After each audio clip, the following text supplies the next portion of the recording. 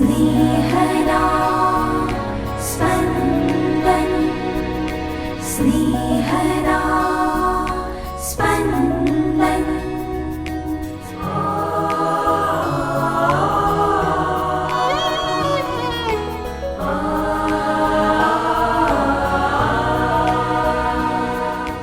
સામાન્ય કાળના 20મા અઠવાડિયાનો મંગળવાર. ધર્મસભા આજે સંત યોહાન યુદ્ધનું પર્વ ઉજવે છે. જેઓ ઈસુને ખાતર સ્વજનોને અને પોતાની સંપત્તિ ત્યાગ કરે છે અને તેઓ જાહેર કરે છે કે તેઓનો એકમાત્ર આધાર ઈસુ છે. ઈસુ આવા લોકોને વચન આપે છે કે જેનો ત્યાગ કર્યો છે તે સઘળું 100 ગણું પાછું મળશે. સાંભળીએ સંત માથીકૃત શુભ સંદેશ, અધ્યાય 19, કડી 23-30. પછી ઈસુએ પોતાના શિષ્યોને કહ્યું, હું તમને ખાતરીથી કહું છું કે ધનવાન માણસને ઈશ્વરના રાજ્યમાં દાખલ થવું મુશ્કેલ થઈ પડશે.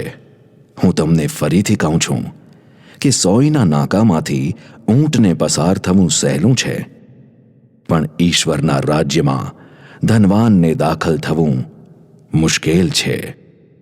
આ સાંભળીને તેમના શિષ્યોના અચંબાનો કોઈ પાર ન રહ્યો. તેઓ પૂછવા લાગ્યા, તો પછી ઉદ્ધાર કોણ પામશે? ઈસુએ તેમની ઉપર નજર ઠેરવી કહ્યું, માણસ માટે તો એ અશક્ય છે, પણ ઈશ્વર માટે બધું જ શક્ય છે. ત્યારે પીતર બોલી ઉઠ્યો, જુઓ, અમે સર્વસ્વનો ત્યાગ કરીને આપની પાછળ આવ્યા છીએ. એના બદલામાં અમને શું મળશે? ત્યારે ઈસુએ કહ્યું, હું તમને સાચું કહું છું કે નવસર્જન વખતે માનવ પુત્ર પોતાના વૈભવ ભર્યા સિંહાસન ઉપર બેસશે ત્યારે મારે પગલે ચાલનારા તમે પણ 12 સિંહાસનો પર ઇસ્રાયેલના 12 વંશોના શાસક તરીકે બેસશો.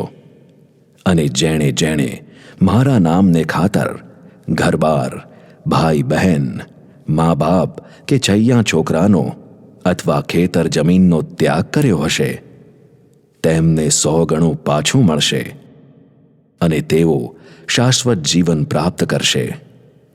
પણ ઘણા જે પહેલા છે તે છેલ્લા થશે અને છેલ્લા છે તે પહેલા થશે.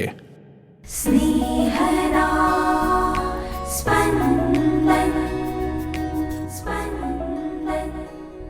ઈસુ જાણે કે ધનની અને ધનવાનોની વિરુદ્ધમાં હોય એવું વિધાન કરે છે. ઈસુ ધનનો અથવા ધનવાનનો વિરોધ કરતા નથી, પણ ધન માનવના મનને કેવું બનાવી શકે છે એ વાસ્તવિકતા પ્રત્યે આપણું ધ્યાન દોરે છે. ઈસુએ ધનિક યુવાનનો અનુભવ કર્યો. ધનિક યુવાન આજ્ઞા પાલન કરે છે, એટલે એ ધનિક યુવાન આ પૃથ્વી પરના જીવન પછી અનંત જીવનમાં પ્રવેશશે જ, પણ ધનિક યુવાન ઈશ્વરના રાજ્યમાં પ્રવેશી શકતો નથી. ઈશ્વરનું રાજ્ય આ પૃથ્વી પર ઈસુ ફેલાવી રહ્યા છે. ઈશ્વરનું રાજ્ય એટલે જ્યાં વહેંચીને ખાવાની વૃત્તિ છે. ધનિક યુવાન પાસે ઘણી સંપત્તિ છે, પણ એ જ ધનિક યુવાનના સમાજમાં ગરીબો છે. આ યુવાન જો પોતાના ધનને વહેંચે તો સમાજમાં કોઈ ભૂખ્યું સૂવા ન પામે. સમાજ ઈશ્વરનું રાજ્ય બને, પણ એ ધનિક યુવાન ઈશ્વરના રાજ્યમાં પ્રવેશવા માગતો નથી. ધનનું વળગણ ભારે છે. અમે બાળક હતા ત્યારે એક પુરોહિત અમારી આગળ ચોકલેટનો ડબ્બો ધરતા. આ ડબ્બાની કરામત એવી હતી કે બાળક ડબ્બામાં હાથ નાખીને ચોકલેટનો બાચકો ભરે અને મુઠ્ઠી વાળીને હાથ ડબ્બાની બહાર કાઢવા ખેંચે તો હાથ બહાર જ ના આવે. જો બાળક મુઠ્ઠી ખોલી દે અને ફક્ત એકાદ ચોકલેટ જ પકડી રાખે તો જ હાથ બહાર આવે. આમ આખા વર્ગને એક એક ચોકલેટ મળતી. પુરોહિત આ રીતે એમને શીખવતા હતા કે બધી જ ચોકલેટ મુઠ્ઠીમાં ભરવાથી હાથ બહાર નહીં જ નીકળે. તમારે ભાગે આવતી એક જ ચોકલેટ લો તો હાથ સરળતાથી બહાર આવશે. વર્ગના બધા જ વિદ્યાર્થીઓને ચોકલેટ મળે એ પાછું નફામાં. ધનનું વળગણ ધનવાનને પ્રભુથી પણ દૂર કરી શકે છે. પોતાના ધન ઉપર એટલો તો આધાર રાખતો થઈ જાય છે કે તે એવું માનવા લાગે છે કે તે સર્વસમર્થ છે, એને પ્રભુની જરૂર નથી. ધન એને બધી જ સગવડ મેળવી આપે છે. કદાચ કોર્ટ કચેરી પોલીસનો મામલો થાય તો ધન તેને છોડાવી શકે છે. બીમારીમાં મોંઘામાં મોંઘું દવાખાનું તેને પરવડે છે. તેનો સઘળો મદાર ધન પર છે. તે હવે આ પૃથ્વી પર તે ઈશ્વરનું રાજ્ય કેવી રીતે અનુભવી શકે? ઈશ્વરનું રાજ્ય એટલે માત્ર પ્રભુ ઉપર આધાર અને એકબીજાનો સહકાર. એટલે ઈસુ આપણને ત્યાગ કરવાનું કહે છે. ધનનો ત્યાગ, પરિવારનો ત્યાગ. ત્યાગ એટલે નથી ધન પર આધારિત થઈ જવાનું કે નથી પરિવાર પર આધારિત થઈ જવાનું. ધન ખૂબ જરૂરી છે અને પરિવાર પણ ખૂબ જરૂરી છે, પણ ધનને આપણે આપણું સર્વસ્વ ન માની લઈએ. આપણું સર્વસ્વ એકમાત્ર પ્રભુ છે. જો આપણો ભર્યો ભાદર્યો પરિવાર છે તો પ્રભુનો આભાર. જો આપણી પાસે ધન છે તો પ્રભુનો આભાર. આપણે આપણા પરિવારનો અને ધનનો ઉપયોગ અન્યોને માટે કરીએ તો સર્વને સુખ પ્રાપ્ત થશે. આપણો પરિવાર સુકૃત્યો કરે, આપણું ધન સહુના કામમાં આવે તો આપણે સરળતાથી ઈશ્વરના રાજ્યના સભ્યો બની શકીએ.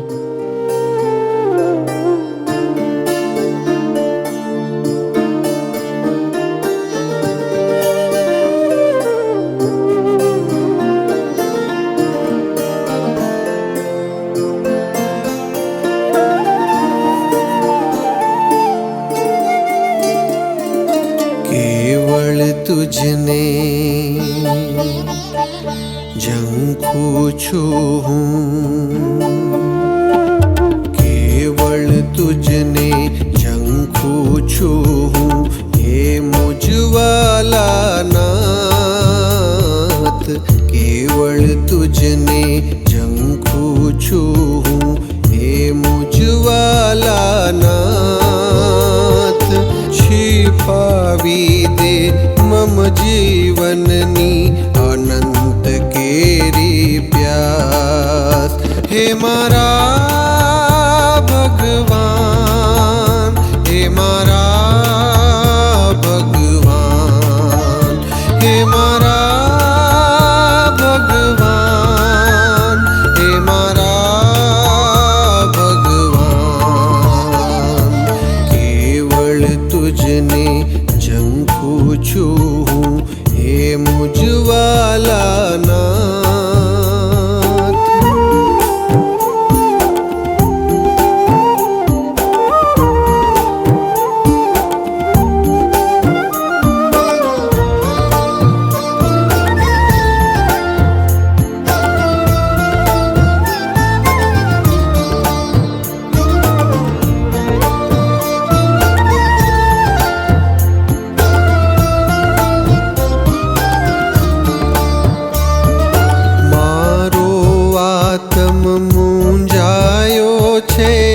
સાવ અટૂલો અકળાયો છે, મારો આત્મ મૂંઝાયો છે.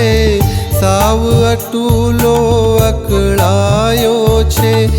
જીવન કેરી દિશા ખોલી, જીવન કેરી દિશા ખોલી.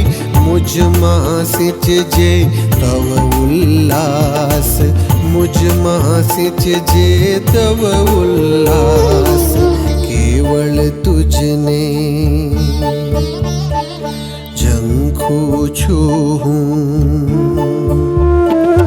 કેવળ તુજને ઝંખું છું હું, હે મુझवाला નાથ. छिपावी दे मम जीवननी अनंत केरी प्यास.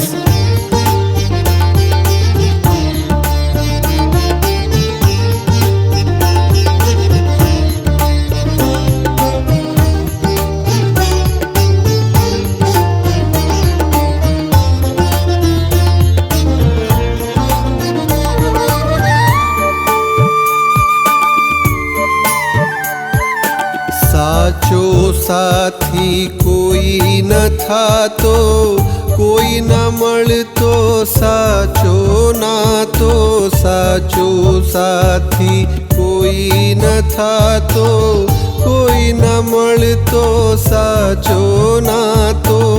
પ્રિયતમ સાથી સાથી બનીને મુજનો, પ્રિયતમ સાથી બનીને મુજનો, સદાય રહેજે મારી સાથ, સદાય રહેજે મારી સાથ, કેવળ તુજને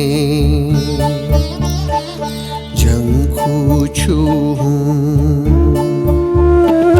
કેવળ તુજને ઝંખું છું હું, હે મુજવાલા નાથ, छिपावी दे मम जीवननी अनंत केरी प्यास।